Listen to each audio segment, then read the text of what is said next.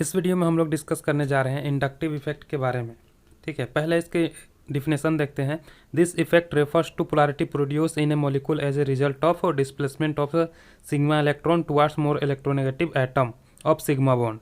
ये क्या कहता है कि सिग्मा इलेक्ट्रॉन का डिस्प्लेसमेंट होना किधर, मोर इलेक्ट्रोनेगेटिव एटम की तरफ, कहाँ, सिग्मा बॉन्ड में, जिसकी वजह से पोलैरिटी प्रोड्यूस होता है। इसको समझते हैं कि एग्जाम्पल से। मान के चलिए हम लोग दो एग्जाम्पल लेते हैं, एक Cl2 और एक HCl। Cl2 में इसका बॉन्ड होता है Cl और एक और Cl, यानी दो क्लोरीन आपस में इलेक्ट्रॉन शेयर करके सिग्मा बॉन्ड बना रहे हैं। HCl में भी वही केस, हाइड्रोजन एक इलेक्ट्रॉन और क्लोरीन एक इलेक्ट्रॉन शेयर करके आपस में सिग्मा बॉन्ड बनाए। ठीक है, दोनों केस सेम है, लेकिन यहाँ पे इलेक्ट्रोनेगेटिविटी का डिफरेंस है। तो क्लोरीन का हम लोग देखेंगे तो 3.0, यानी इसका भी 3 और इसका भी 3 बराबर फोर्स से अट्रैक्ट करेगा, अपनी ओर खींचेगा ये सिग्मा इलेक्ट्रॉन को। ठीक है, सिग्मा बॉन्ड बनाने के लिए जो दो इलेक्ट्रॉन लगा है उसको दोनों बराबर फोर्स से अपनी ओर खींचेगा। तो इस वजह से ये इलेक्ट्रॉन किसी के भी तरफ शिफ्ट नहीं होगा, इलेक्ट्रॉन डेंसिटी दोनों क्लोरीन एटम में बराबर रहेगा। इस वजह से यहाँ पोलैरिटी प्रोड्यूस नहीं हो रहा है, क्योंकि इलेक्ट्रोनेगेटिविटी सेम है। लेकिन इस हाइड्रोजन क्लोराइड के केस में क्लोरीन का इलेक्ट्रोनेगेटिविटी तो 3 है और हाइड्रोजन का देखेंगे तो 2.1। ठीक है, अब यहाँ पे क्लोरीन का इलेक्ट्रोनेगेटिविटी ज़्यादा आ गया, यानी ये क्या करेगा, इलेक्ट्रॉन जो शेयर पेयर ऑफ इलेक्ट्रॉन है सिग्मा इलेक्ट्रॉन, सिग्मा बॉन्ड बनाने में जो यूज़ हुआ है इलेक्ट्रॉन, उसको सिग्मा इलेक्ट्रॉन कहते हैं। ठीक है, तो ये जो सिग्मा इलेक्ट्रॉन है क्लोरीन अपनी ओर खींचना चाहेगा। इस वजह से जो इलेक्ट्रॉन क्लाउड है ये क्लोरीन की तरफ शिफ्ट होगा। अब इस वजह से पार्शियल चार्ज डेवलप होगा, या बोले तो पोलैरिटी प्रोड्यूस होगा। अब यहाँ पे क्लोरीन का क्या हो जाएगा, डेल नेगेटिव चार्ज, और हाइड्रोजन का हो जाएगा डेल पॉजिटिव चार्ज। किसी भी मॉलिक्यूल में जब एक मोर इलेक्ट्रोनेगेटिव एटम अपनी ओर इलेक्ट्रॉन को खींचेगा, जिसके वजह से पोलैरिटी प्रोड्यूस होगा, तो उसी इफेक्ट को कहते हैं इंडक्टिव इफेक्ट। इसका दो टाइप होता है, एक होता है प्लस आई इफेक्ट और एक होता है माइनस आई इफेक्ट। ठीक, एक एक करके दोनों को हम लोग डिस्कस करते हैं। इंडक्टिव इफेक्ट का जो पहला है प्लस आई इफेक्ट, उसको देखते हैं। एटम और ग्रुप विच लूज इलेक्ट्रॉन या sigma electron towards the carbon atom is said to have plus I effect. वैसा एटम या ग्रुप जो सिग्मा इलेक्ट्रॉन कार्बन एटम की तरफ लूज करता है या डोनेट करता है, उसके पास प्लस आई इफेक्ट होता है, या electron donating group has plus I effect. जो भी ग्रुप इलेक्ट्रॉन डोनेट करता है कार्बन को, उसके पास प्लस आई इफेक्ट होता है। ठीक, कैसे, यहाँ पे कार्बन कार्बन कार्बन, और मान के चलिए कोई एक्स एटम इससे लगा हुआ है कार्बन एटम से। अब ये क्या कर रहा है, इलेक्ट्रॉन डोनेट कर रहा है इस कार्बन एटम की तरफ, तो इस एक्स एटम का कह सकते हैं कि प्लस आई इफेक्ट है। और यहाँ पे दूसरा बात ये कि इस एक्स एटम का अगर इलेक्ट्रोनेगेटिविटी देखें एक्स एटम का, तो कार्बन से क्या होगा, कम होगा। ज़्यादा होगा तो वो खींचेगा और कम होगा तो डोनेट करेगा इलेक्ट्रॉन। मतलब जो भी एलिमेंट का इलेक्ट्रोनेगेटिविटी कार्बन से कम हो, वो इलेक्ट्रॉन अपना डोनेट करेगा कार्बन आइटम की तरफ, और उस एलिमेंट का जो इफेक्ट होगा वो हो गया inductive effect, plus I effect होगा। ठीक है, ये ऑर्डर लिखे हैं। यहाँ जितने भी एलिमेंट्स ये नेगेटिवली चार्ज हैं, ये अपना इलेक्ट्रॉन डोनेट करेंगे कार्बन आइटम की तरफ है, इसलिए इनका प्लस आई इफेक्ट होता शो करेंगे, इनके पास प्लस आई इफेक्ट हो गया। और उसके बाद यहाँ पे 3 डिग्री अल्काइल, 2 डिग्री अल्काइल, फिर 1 डिग्री यहाँ पे इथाइल और फिर मिथाइल। ठीक है, इस तरह से इसका प्लस आई इफेक्ट का ऑर्डर है। अब यहाँ पे एक एग्जांपल लेते हैं, 3 डिग्री अल्कोहल, फिर 2 डिग्री अल्कोहल, फिर 1 डिग्री अल्कोहल, ये इथाइल अल्कोहल और मिथाइल अल्कोहल। इसमें से सबसे ज़्यादा एसिडिक कैरेक्टर कौन शो करेगा। ठीक है, अब ये एसिडिक कैरेक्टर क्यों शो करेगा, इसको हम लोग पहले ध्यान से देखते हैं। कहीं पे भी ये जब अल्कोहल है तो कार्बन के साथ ऑक्सीजन और ऑक्सीजन के साथ ये हाइड्रोजन लगा हुआ है, यानी ऑक्सीजन इस कार्बन और हाइड्रोजन दोनों के साथ सिग्मा बॉन्ड बना रहा है। यहाँ पे 2 इलेक्ट्रॉन का शेयरिंग कार्बन के साथ और 2 इलेक्ट्रॉन का शेयरिंग हाइड्रोजन के साथ ऑक्सीजन किया है। अब ऑक्सीजन का जो इलेक्ट्रोनेगेटिविटी होता है वो होता है 3 या 3.5 होता है। हाइड्रोजन का हो गया 2.1 और कार्बन का हो गया 2.5। ठीक है, अब यहाँ पे ऑक्सीजन मोर इलेक्ट्रोनेगेटिव है ये दोनों एटम से, यानी अपने और इलेक्ट्रॉन को ऐसे पुल करेगा, दोनों तरफ से इलेक्ट्रॉन अपने और खींचेगा। तो यहाँ पे कार्बन और हाइड्रोजन के बीच में अब बात आ गया। अब कार्बन का इलेक्ट्रोनेगेटिविटी 2.5 और हाइड्रोजन का 2.1। कार्बन ज़्यादा इलेक्ट्रोनेगेटिविटी है, यानी ऑक्सीजन किसका इलेक्ट्रॉन जल्दी खींचेगा? हाइड्रोजन का। यानी यहाँ से क्या चीज़ बाहर निकलेगा? H+ ion.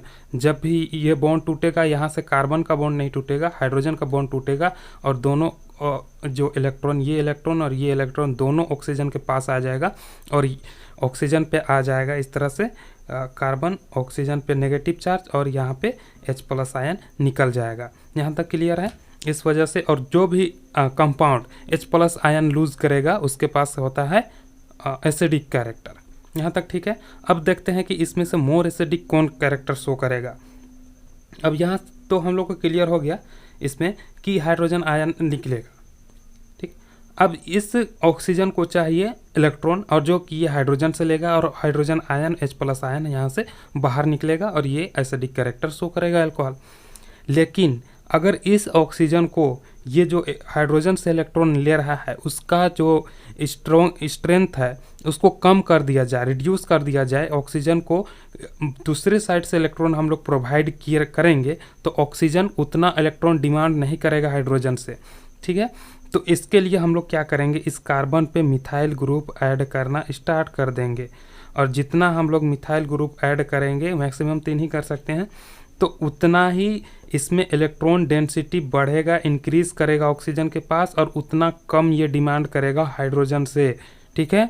यानी अगर 3 डिग्री अल्कोहल हो तो इसके पास इलेक्ट्रॉन डेंसिटी बढ़ जाएगा, ज़्यादा हो जाएगा, और ये ऑक्सीजन हाइड्रोजन से इलेक्ट्रॉन का डिमांड नहीं करेगा, और जिस वजह से ये बॉन्ड मजबूत रहेगा और ये जल्दी टूटेगा नहीं और यहाँ से जल्दी H+ आयन नहीं निकलेगा। ये D नंबर ज़्यादा एसिडिक कैरेक्टर शो करेगा क्योंकि इसमें सिर्फ एक ही मिथाइल ग्रुप है जो कि इलेक्ट्रॉन डोनेट कर रहा है ऑक्सीजन को।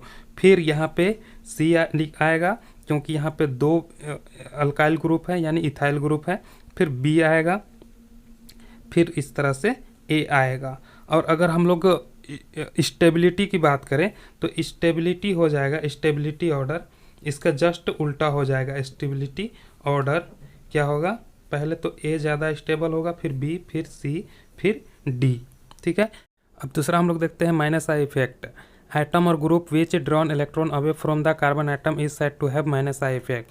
जो भी एटम या ग्रुप इलेक्ट्रॉन अपनी ओर खींचता है कार्बन एटम से, उसके पास होता है -I इफेक्ट। यानी मान के चलिए कार्बन कोई एटम X एटम से अटैच है और ये X एटम इलेक्ट्रॉन अपनी ओर खींच रहा है, तो इसका मतलब क्या हुआ कि इस X एटम के पास -I इफेक्ट है। और यहाँ पे हम लोग कह सकते हैं कि जो इलेक्ट्रोनेगेटिविटी है इस X एटम का, ये ग्रेटर देन होगा कार्बन एटम की। Electronegativity of X atom is greater than carbon atom. हम लोग यहाँ पे -I इफेक्ट का कुछ ऑर्डर लिखे हैं जो कि पहले रखे हैं वैसा कंपाउंड जो कि पॉजिटिवली चार्ज है, जिनको इलेक्ट्रॉन चाहिए या जिनका इलेक्ट्रोनेगेटिविटी कार्बन से अधिक है। अब यहाँ पे तो कार्बन अटैच्ड है, तो कार्बन कैसे खींचेगा, क्योंकि कार्बन नाइट्रोजन से अटैच है और नाइट्रोजन हाईली इलेक्ट्रोनेगेटिव होता है।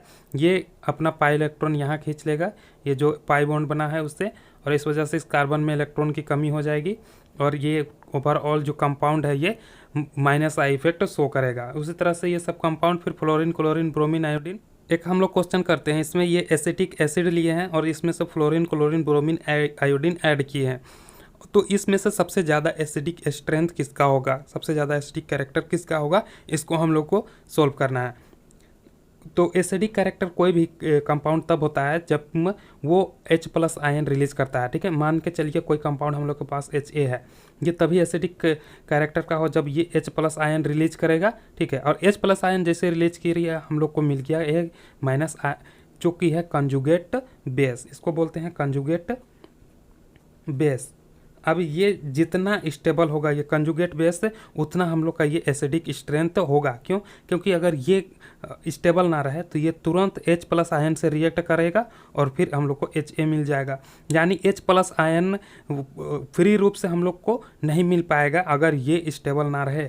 अगर ये स्टेबल है तो हम लोग को H+ आयन इस कंपाउंड से आसानी से मिल सकता है, जिस वजह से ये कंपाउंड हाईली एसिडिक होगा।